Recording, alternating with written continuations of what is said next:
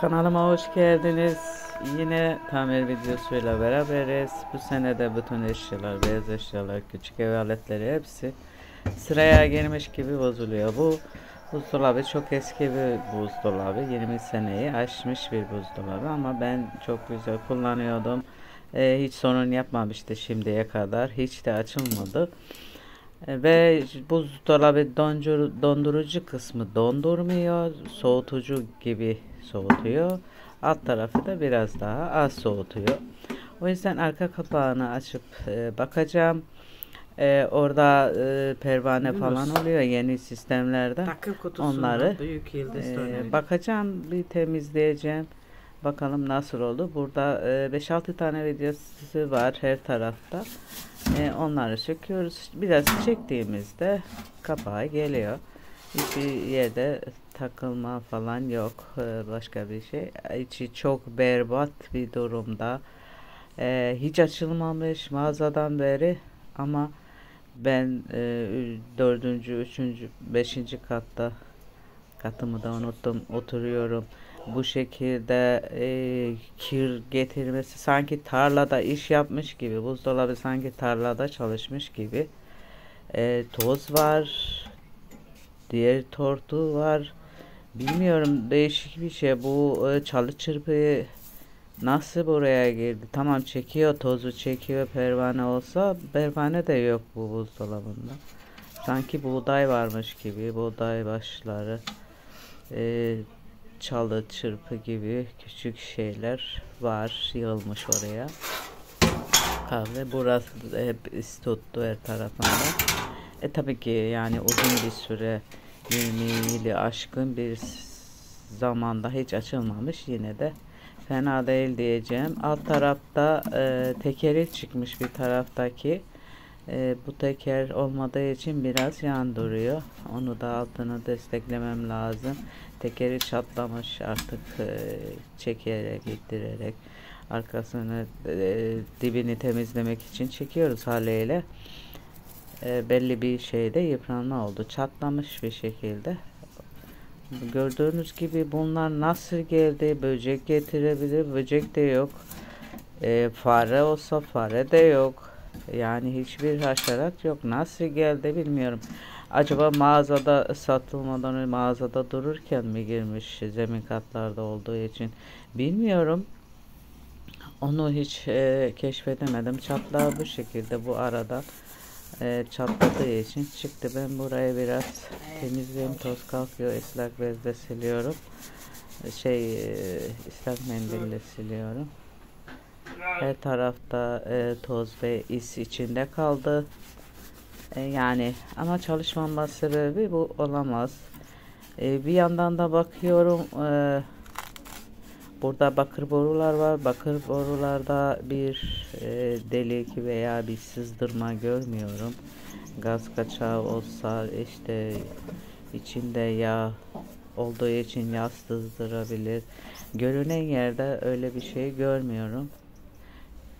Bu motor kısmı çalışıyor, ses getiriyor aslında.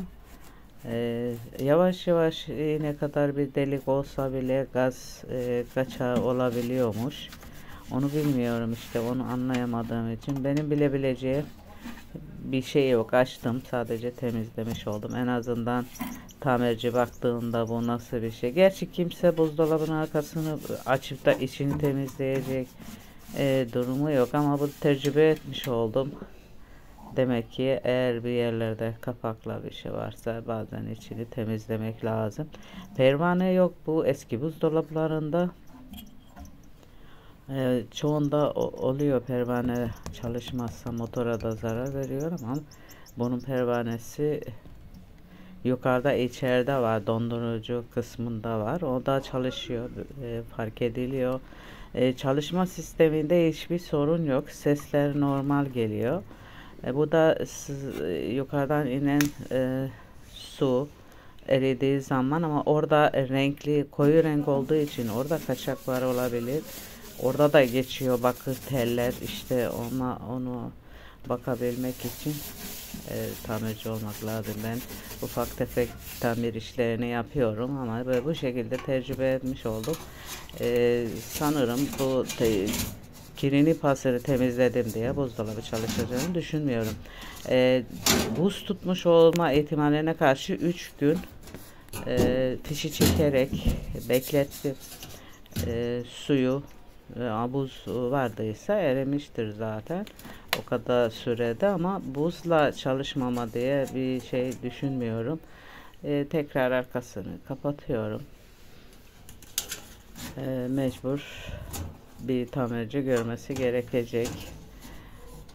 Bu sene her aletimiz sıradan geçti. İnşallah tamirle olur da yeni buzdolabı almak zorunda kalmam.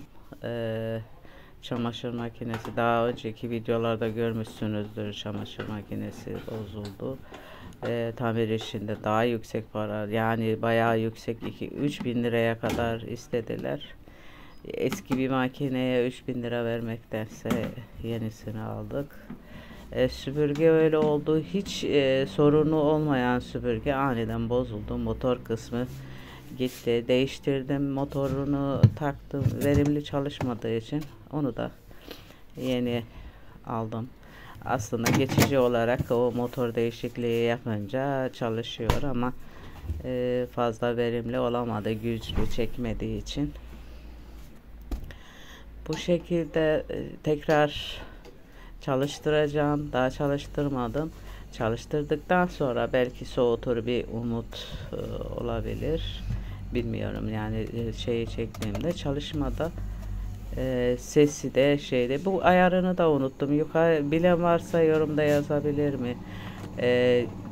Max'a doğru çevirirken daha mı soğutuyor yoksa min tarafında mı bilmiyorum. Unuttum. Dijital olmadığı için. Genelde ortadaki noktaya koyarak çalıştırdım. Öyle hatırlıyorum. Şimdi bir o tarafa bir o tarafa çevirdim. O yüzden aklımda kalmadı.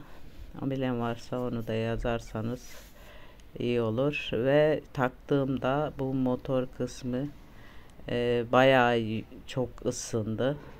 Tabi bunun bir ismi var da benim şu an aklıma gelmedi. Bu kısımda çok bayağı yüksek derecede ısı var. Yani elimi dokunduramadığıma göre şöyle 60'larda falan, 70'te olabilir ısısı var. Dolap çalışıyor ama soğutmuyor. Yine aynı şekilde hepsini doldurdum. Tamirci çağıracağım. Artık boşalttıracak mı bilmiyorum. Şöyle attım onları. Donmuyor. Ama buzdolabı kadar, soğutucu kadar soğutuyor. Şunu attım öylesine. Dolaba da bir kısmını koydum. Şöyle kapıya da biraz ağır oluyor ama böyle kapanmasında sorun yok. Yani gelip kapanıyor. Öylesine doldurdum biraz. Hepsini koymadım.